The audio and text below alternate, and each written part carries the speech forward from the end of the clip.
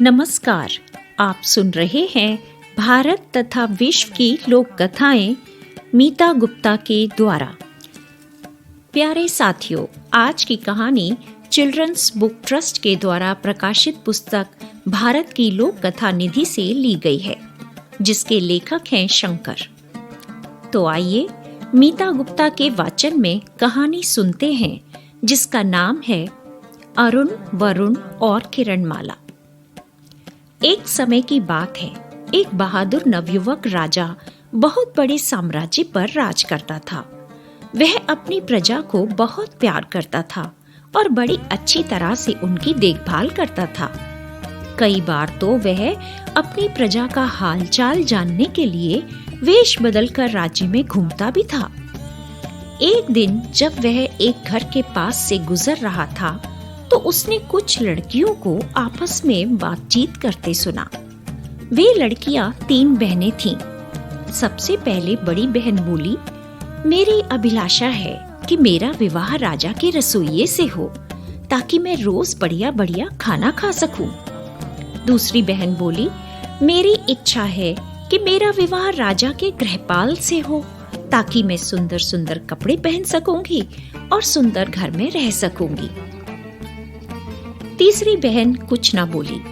बाकी 2 बहनों ने उससे पूछा, तुम क्यों नहीं बताती कि तुम क्या चाहती हो? वह तब भी चुप रही। उसकी बहनें बार बार उसे उसकी इच्छा बताने के लिए अनुरोध करने लगी।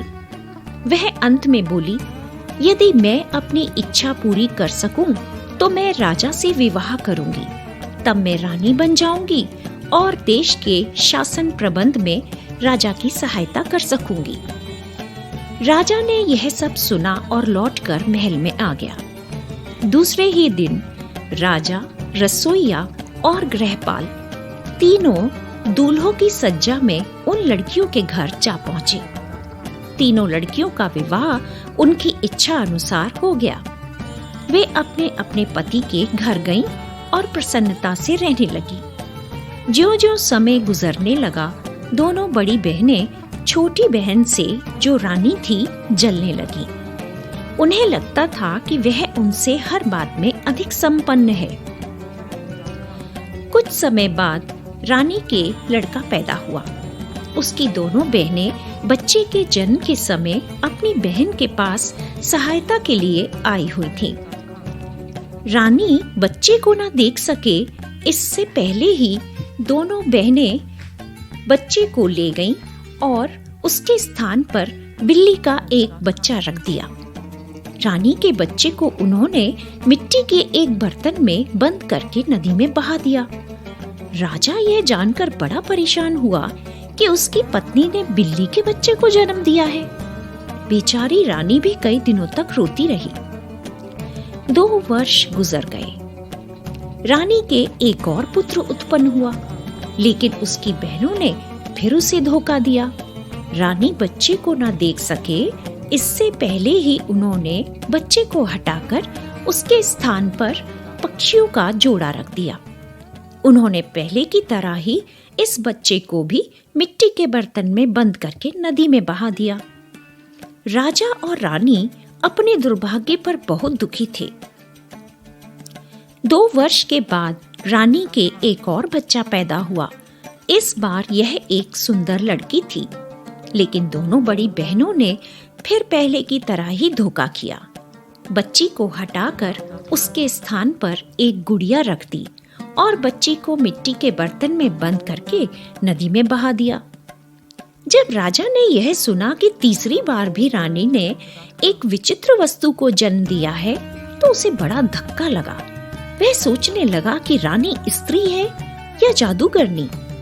इस विचार के कारण उसने रानी से अपना पीछा छुड़ाने का विचार किया और उसे राजमहल से निकल जाने की आज्ञा दे दी। बेचारी रानी चली गई और एक झोपड़ी में रहने लगी। वह भिखारिन की तरह रहती थी, क्योंकि उसकी देखभाल करने वाला कोई न था। इधर नदी में बहाए हुए बच्चे मरे नहीं थे। एक ब्राह्मण उसी नदी के किनारे कुछ दूरी पर रहता था। जब पहला मिट्टी का बर्तन बहता हुआ आया तो ब्राह्मण नदी में स्नान कर रहा था। जब ब्राह्मण ने मिट्टी के बर्तन को पानी से निकाला और उसके भीतर नवजात शिशु को देखा तो आश्चर्य में पड़ गया। उस ब्राह्मण के कोई बच्चा नहीं था। उसने बच्चे को घर ले जाकर अपनी पत्नी को दे दिया। वह बोला, देखो, ईश्वर ने हमें पुत्र दिया है, हमें बड़ी सावधानी से इसे पालना चाहिए। ब्राह्मण और उसकी पत्नी बच्चे की देखरेख करते रहे। उन्होंने उसका नाम अरुण रखा। 2 वर्ष बीत गए। ब्राह्मण फिर एक दिन नदी में स्नान कर रहा था। जब दूसरा बर्तन बहता हुआ आया, वह बच्चे को लेकर भागा भागा घर आया। उसकी पत्नी और वह एक और पुत्र पा जाने पर बहुत प्रसन्न थे। इसका नाम उन्होंने वरुण रखा। एक दिन ब्राह्मण की पत्नी बोली, यदि एक लड़की भी होती तो कितना अच्छा होता। 2 वर्ष गुजर गए और ब्राह्मण को तीसरा बच्चा भी नदी में बहता हुआ मिला। घर पहुंचकर वह अपनी पत्नी से बोला, यह रही तुम्हारी लड़की। ब्राह्मण और उसकी पत्नी बहुत प्रसन्न थे। इस लड़की को उन्होंने किरणमाला नाम दिया। ब्राह्मण धनवान था। उसने इन तीनों बच्चों को अच्छी शिक्षा देने में कोई कसर ना उठा रखी। समय बीतता गया। दोनों लड़के बहुत सुंदर नवयुवक हो गए और लड़की अति सुंदरी नवयुवती। किसी चीज की कमी न थी और वे सब बड़े आनंद से रहते थे। लेकिन अब ब्राह्मण और उसकी पत्नी बूढ़े हो गए थे। कुछ समय बाद ही उनकी मृत्यु हो गई। जिस घर में वे रहते थे वह था तो बहुत बड़ा, लेकिन था पुराना। इसलिए तीनों बच्चों ने एक नया घर बनाने का निश्चय किया। अरुण, वरुण और किरणमाला ने अपना घर महल जैसा बड़ा और सुंदर बनवाया। उन्होंने इस घर को बहुत सुंदर और मूल्यवान चीजों से सजाया और इसके चारों ओर एक सुंदर बाग भी बनवाया। एक दिन एक सन्यासी उनके घर आया। अरुण, वरुण और किरणमाला ने उसका बहुत आदर सत्कार किया। इन तीनों बच्चों से सन्यासी बहुत प्रभावित हुआ। वह बोला, यहाँ तुम्हारे पास सब कुछ है, केवल एक चीज की कमी है। तीनों बच्चों ने पूछा, वह क्या है? सन्यासी बोला, यहाँ से बहुत दूर एक पर्वत है। उस पर्वत के शिखर पर एक सोने का वृक्ष है और उस पर 2 तोते रहते हैं। उन तोतों को अपने घर ले आओ, तभी तुम्हें पूर्ण शांति और आनंद मिलेगा। दोनों भाइयों और उनकी बहन ने बहुत ध्यान से सन्यासी की बात सुनी। सन्यासी ने आगे कहा, एक मुश्किल यह है कि जब तोते लेकर लौट रहे होंगे तो किसी भी कारण से पीछे मुड़कर ना देखना। यदि तुमने मुड़कर पीछे देखा तो एकदम चट्टान बन जाओगे। तीनों बोले, हम कोशिश अवश्य करेंगे। हम आपके कहे अनुसार ही चलेंगे और तोतों को घर ले आएंगे। सन्यासी ने उन्हें आशीर्वाद दिया और चला गया। सबसे पहले अरुण तोतों को लेने के लिए रवाना हुआ। वह कई दिनों की यात्रा के बाद पर्वत की चोटी पर जा पहुंचा। वहां उसे सुनहरा वृक्ष मिला और उस पर 2 तोते भी थे। उसने पेड़ पर चढ़कर तोतों को पकड़ लिया। जब वह लौट रहा था तो अचानक ही ऊंची ऊंची आवाजें उसे पीछे से बुलाने लगीं। उसने पीछे मुड़कर देखा और उसी क्षण वह चट्टान बन गया। तोते उड़कर वापस सुनहरे वृक्ष पर चले गए। बहुत दिन गुजर गए। जब अरुण वापस नहीं आया तो वरुण यह जानने के लिए कि अरुण को क्या हुआ तोतों की तलाश में घर से निकला। लेकिन वरुण का भी वही हाल हुआ जो अरुण का हुआ था। वह भी चट्टान बन गया। अब अपने भाइयों के लौट आने की किरणमाला ने बहुत प्रतीक्षा की, लेकिन उनका तो कहीं नामो निशान ही न था।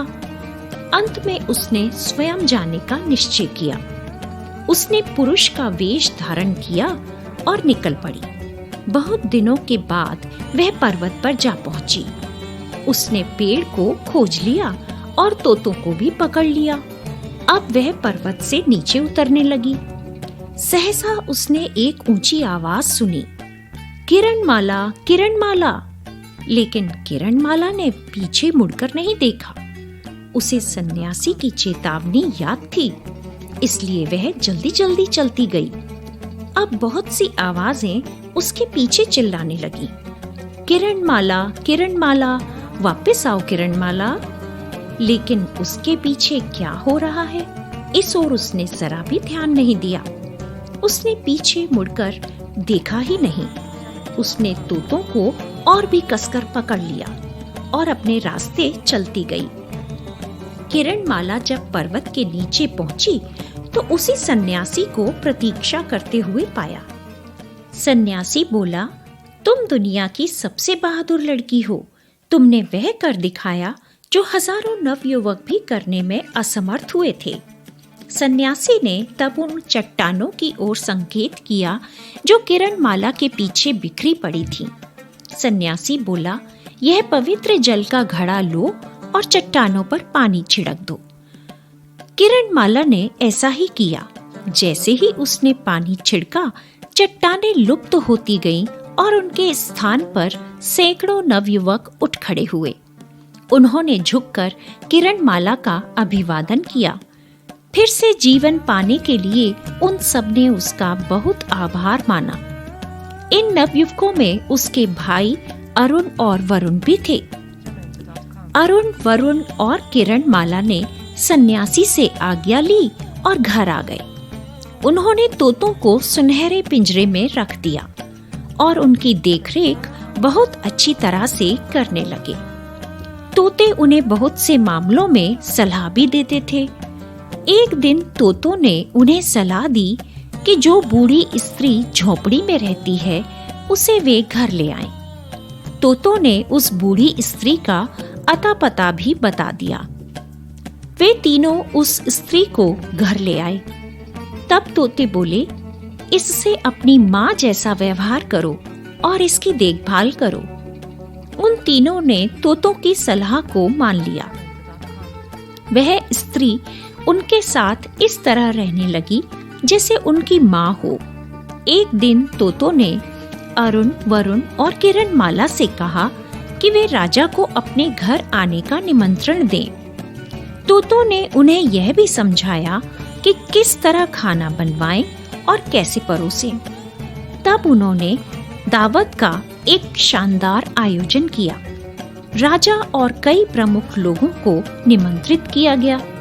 राजा और अतिथियों का खूब शानदार स्वागत किया गया।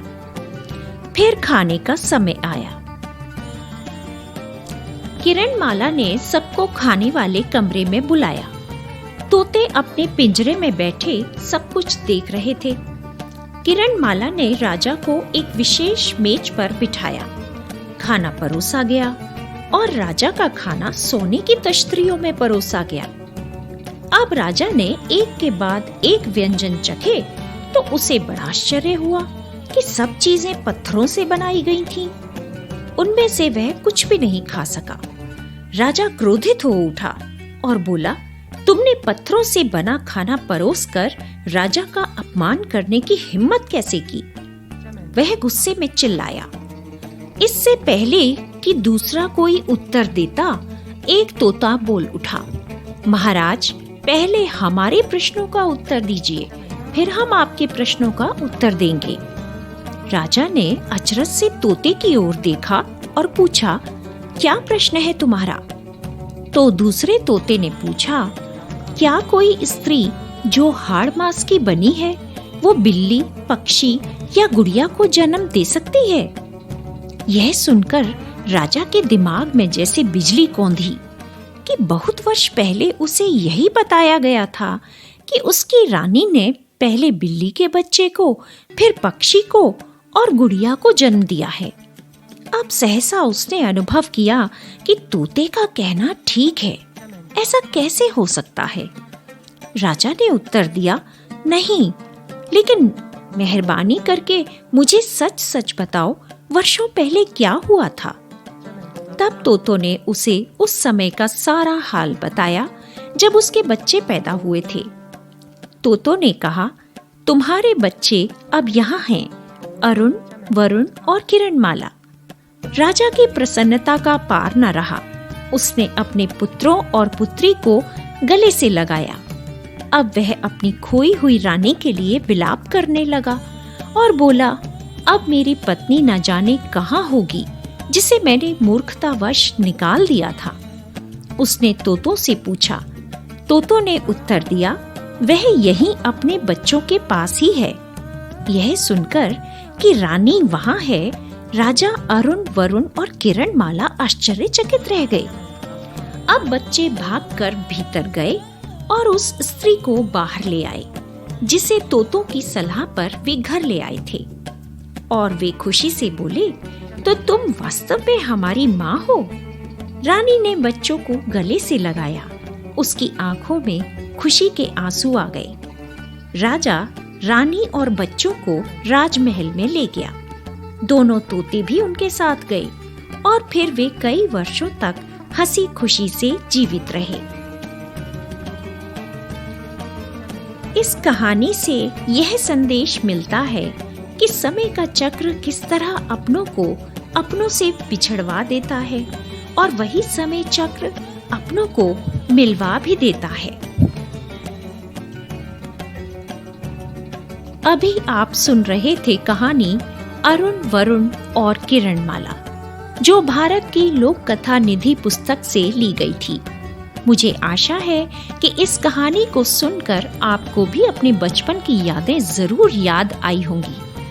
तो फॉलो या लाइक बटन दबाकर मेरा पॉडकास्ट फॉलो जरूर करें, ताकि मैं आपको और अच्छी कहानियां सुना सकूं।